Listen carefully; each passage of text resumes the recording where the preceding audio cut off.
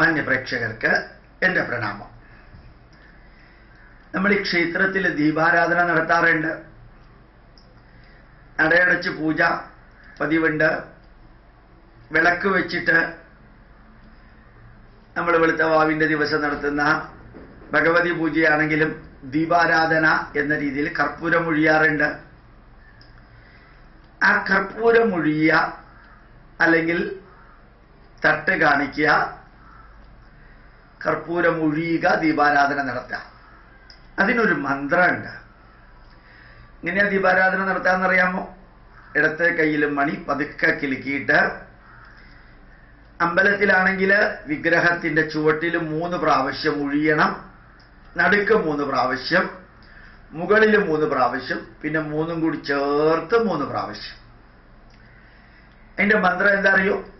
ധ്രുവാദ്യൗഹു ധ്രുവാ പൃഥിവീ ധ്രുവാ സത്പർവതായിമേ ധ്രുവം വിശ്വമിദം ജഗത് ധ്രുവോ രാജാ വിശാമയം ധ്രുവം തേ രാജാ വരുണോ ധ്രുവം ദേവോ ബൃഹസ്പതി ധ്രുവന്ത ഇന്ദ്രശ്ചാഗ്നിശ്ച രാഷ്ട്രം ധാരയതാം ധ്രുവം.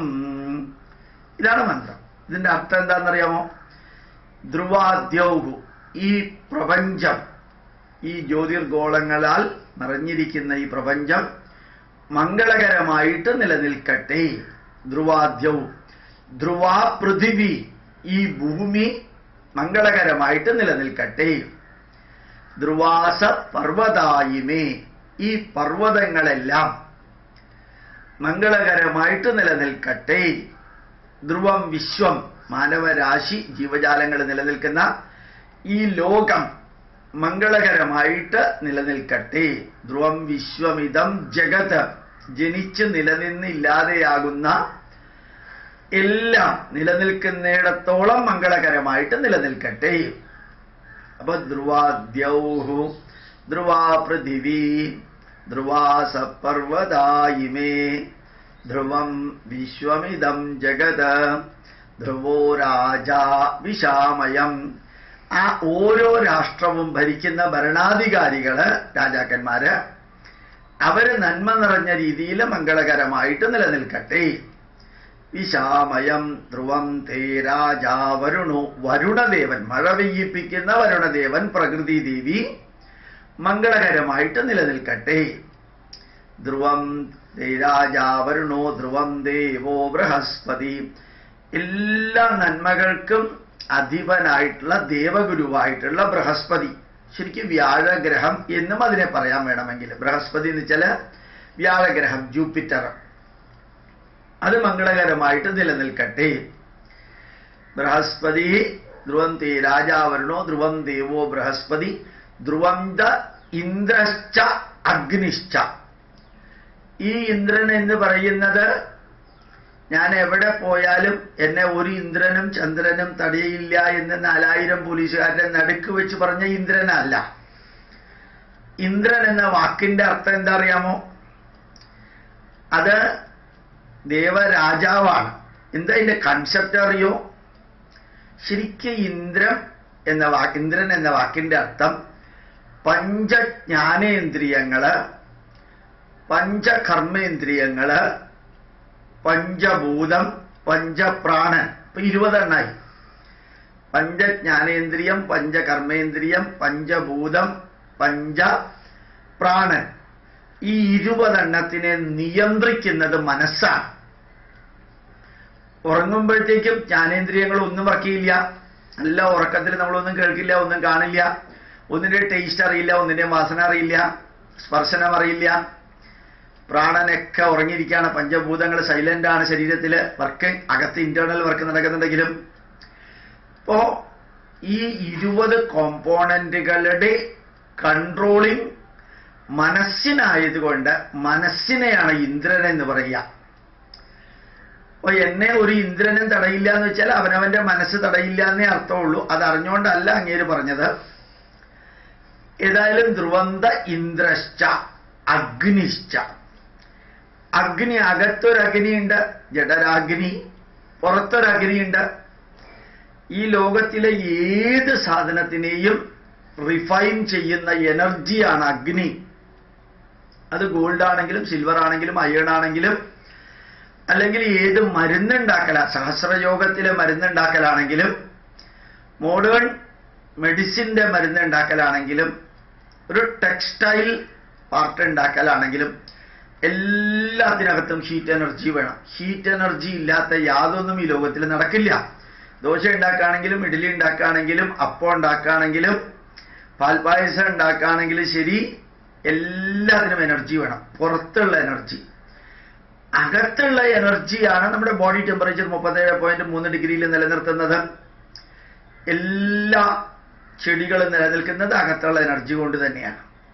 ഇപ്പൊ നോക്കാം, വളരെ ശക്തമായിട്ടുള്ള രീതിയിൽ ഫ്രോസ്റ്റ് വീഴുകയാണെങ്കിൽ തേയില മുഴുവൻ നശിക്കും. അപ്പൊ അകത്തെ ചൂട് താഴ്ന്നപ്പോഴാണ് തേയില ചെടികൾ മുഴുവനും പോയത്. ഫ്രോസ്റ്റ് വരുമ്പോൾ, ഡീഫ്രോസ്റ്റിംഗ് നടക്കുന്നത് വരെ സ്നോ വീഴുകയാണെങ്കിൽ ബിലോ ടെമ്പറേച്ചർ 0 ഡിഗ്രി വരുമ്പോൾ ചെടികൾ നശിക്കും. കാരണം അതിന്റെ അകത്തെ ടെമ്പറേച്ചർ പോയി. ഈ അകത്തുള്ള അഗ്നിയും പുറത്തുള്ള അഗ്നിയും മംഗളകരമായിട്ട് നിൽക്കട്ടെ. ഒന്നുകൂടി പറയാം നമുക്ക്. ധ്രുവാദ്യൗഹു ധ്രുവാ പൃഥിവീ ധ്രുവാ സപർവതായിമേ ധ്രുവം വിശ്വമിദം ജഗത് ധ്രുവോ രാജാ വിശാമയം ധ്രുവം തേ രാജാ വരുണോ ധ്രുവം ദേവോ ബൃഹസ്പതി ധ്രുവന്ത ഇന്ദ്രശ്ച അഗ്നിശ്ച. അടുത്ത വരി നോക്കാം. രാഷ്ട്രം ധാരയതാം ധ്രുവം.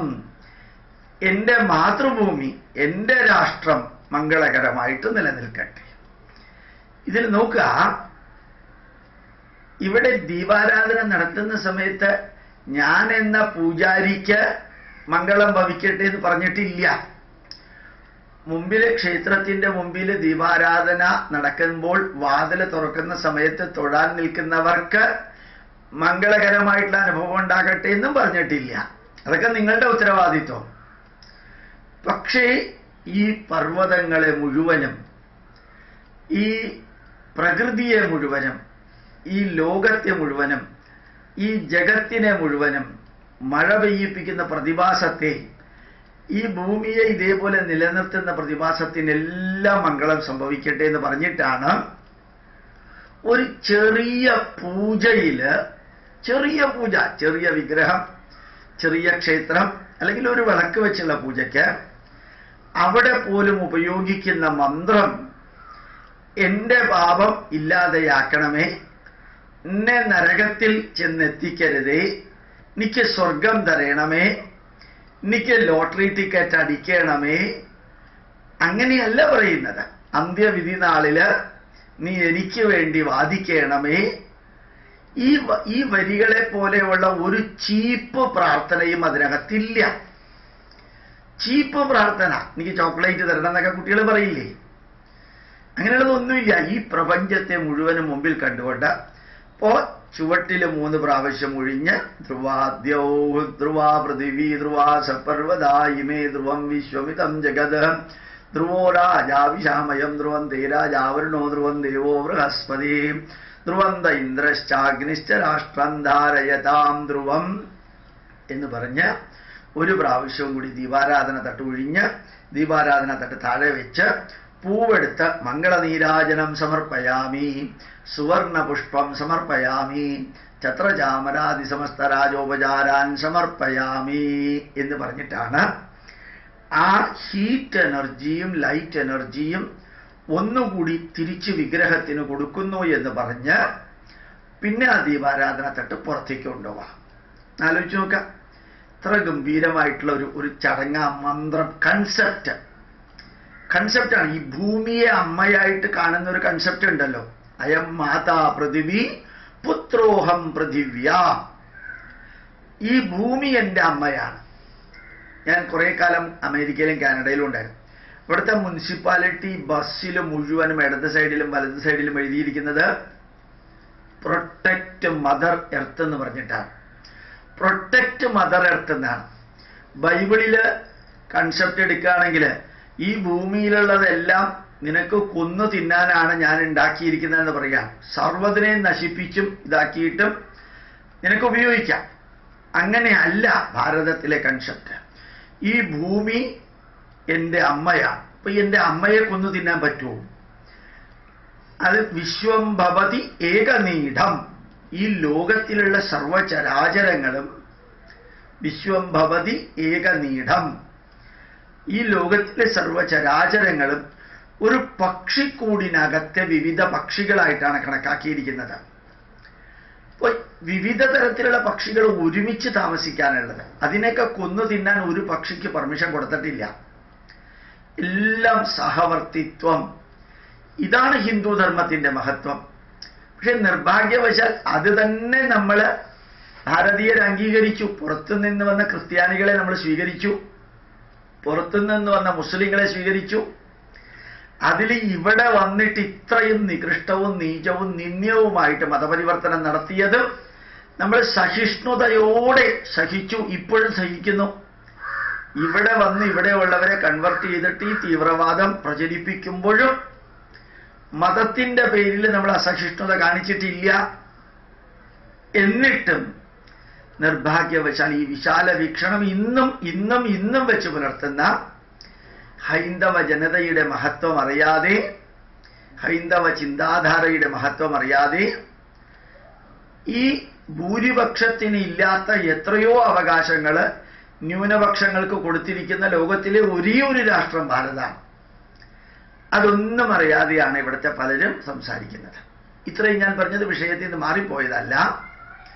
ഈ പ്രപഞ്ചത്തെ മുഴുവനും കണ്ടുകൊണ്ട് എല്ലാവർക്കും നന്മ വരണമെന്ന് ഒരു പൂജയിൽ പോലും പ്രാർത്ഥിക്കുന്ന, വലിയ വിദ്യാഭ്യാസമൊന്നുമില്ലാത്തൊരു പൂജാരിയുടെ മന്ത്രം പോലും അതിരുകളില്ലാത്ത വിശാലമായിട്ടുള്ള ഒരു വീക്ഷണത്തോടു കൂടിയാണെന്നുള്ളത് നമ്മൾ അറിയണം.